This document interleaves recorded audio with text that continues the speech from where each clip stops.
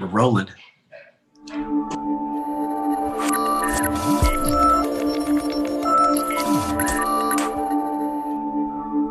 All right. Hello.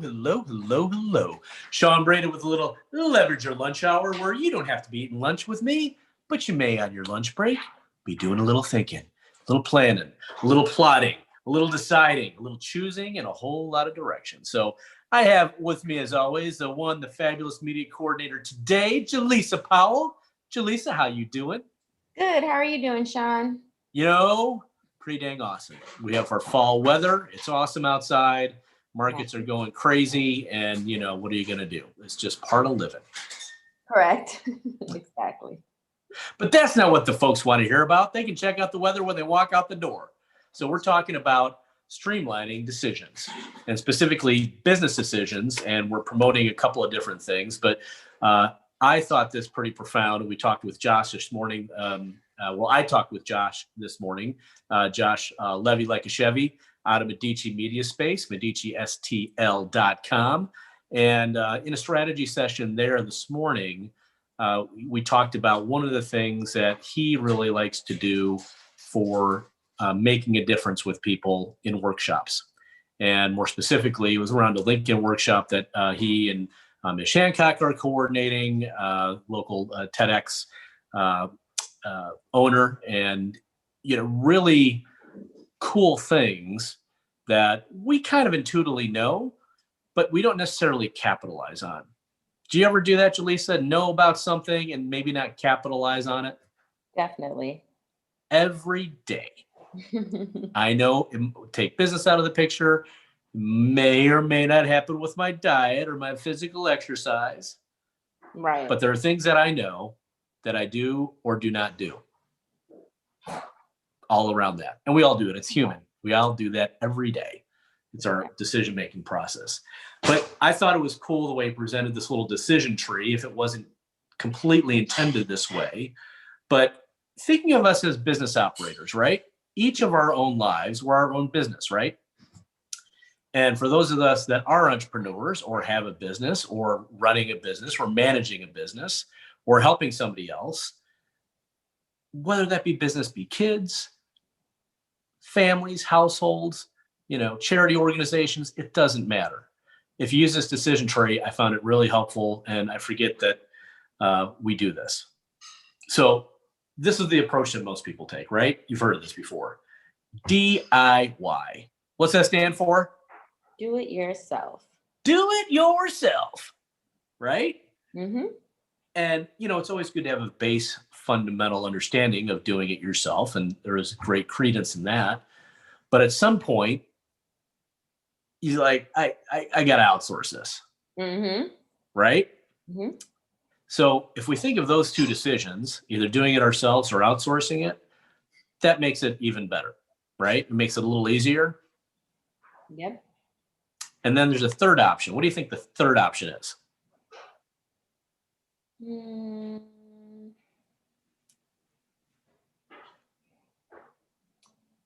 I don't know. If you're doing it yourself and then you outsource it, I don't.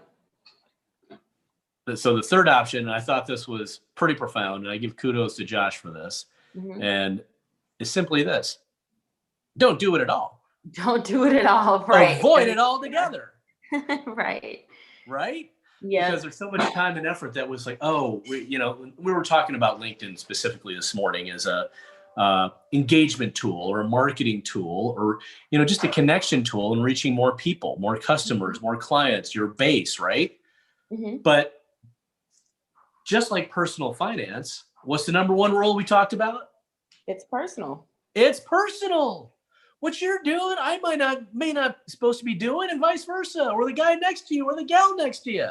Mm-hmm. Shoot, man, it's all personal, and that's very true for the business too. So you get to look back and evaluate, and you can do it really quickly. It's like, oh, is this how I want my business to go? I certainly like the numbers, and look, we're bombarded by sales and marketing media and data that shows us, look, you're going to get 40% returns or 60% returns if you invest this way and do these things, right?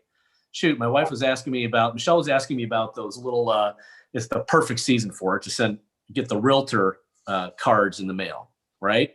Right. Could be, it started with the time to roll back the clocks. Some people do it more than others, but now we're getting all the calendars for the upcoming year.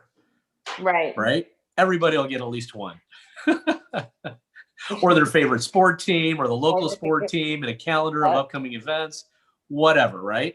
Yep. But just because one realtor does it doesn't mean all of them do, or one business doesn't mean all of them do. And they're not supposed to. It's personal to that business. So we forget when we're weighing these decisions in our decision tree, it's like, oh yeah, maybe I need to do this, maybe I don't. Right. So that's it's one of our strongest and foundational opportunities in our decision tree is the right to say no. Correct. So the other leaves only really two options. If we say yes, then our yes options are do it ourselves or outsource it. Yep. And Jaleesa is a great example of that. A lot of people outsource things to her. I could certainly be running this Zoom call on all of my own, posted everything up on social media and, making sure it's saved in the right place for later on. But you know what?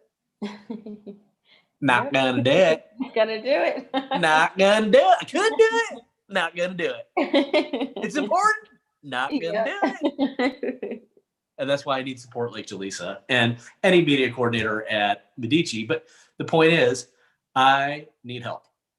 Right. There's certain things you can't do for me. You can't do my 15,000 steps every day. You can't drink a gallon of water for me. Mm-mm. But by gosh, by golly, when it comes to media coordination, I can do it. I am outsourcing that sucker. Perfect. So any questions on any of that or anything that popped into your mind as I'm talking and sharing and doing all this cool stuff? No, that was really good. The title of this was Streamlining Decisions. Yes. So is there a big decision that you would recommend for other people to streamline or like the way you streamline? Well, it could anything that there's a major crossroad for, right? So certainly if you're talking business, right? Mm-hmm. If I have to make a serious investment, and it might be not just an investment of money, but that's where the DIY comes in. It's an investment of time. Right. So we're trading dollars instead of outsourcing it to somebody who knows what they're doing, or even making an investment in education. Exactly. Right? So if we actually sit down and use this quick little decision tree, break it down to we don't have to have a 24-point process, decision tree. Mm-hmm. If we keep it simple, it's like, all right, am I choosing to go to college? Yes. Am I choosing to move to Atlanta? Yes. Okay. Well, then am I going to move myself? Am I going to outsource that? Okay. Makes it easier, right? What does my budget allow for? Oh, it costs a lot of money to go down to Atlanta or anywhere to move, right? Shoot, If I moved across town, it's a lot of money. Exactly. But if I move myself, one, it's a little more affordable, but that's where I do want to go. So by choosing where you want to go makes the next part of the decision tree all the easier. Then you just have your yes, yes, or no scenarios. Nice. Makes sense. But we forget how powerful the no is. We forget.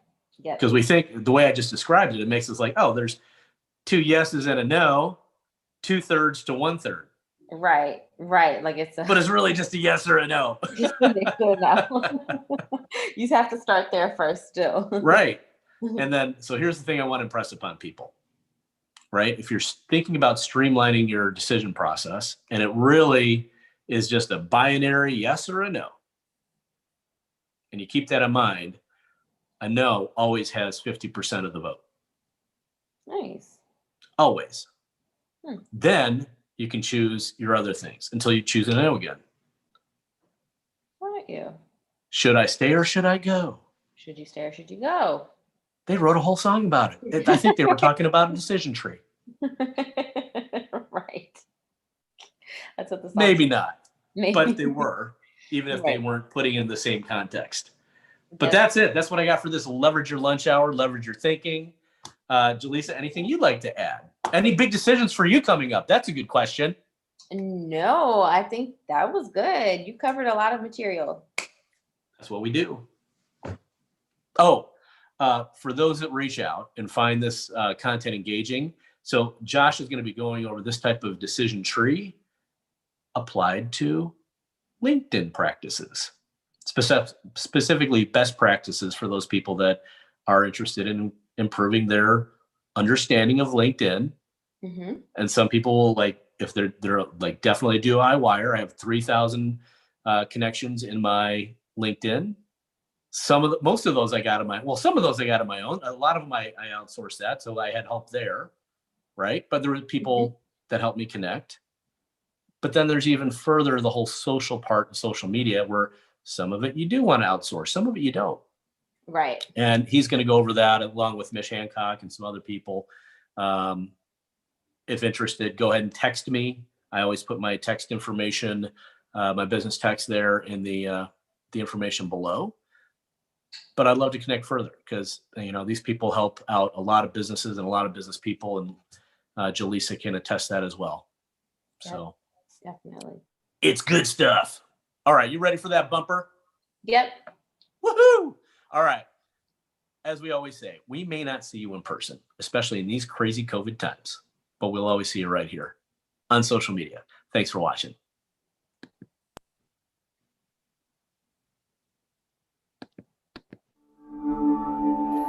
All right, good stuff. Couple, 2, 3 clicks. We're all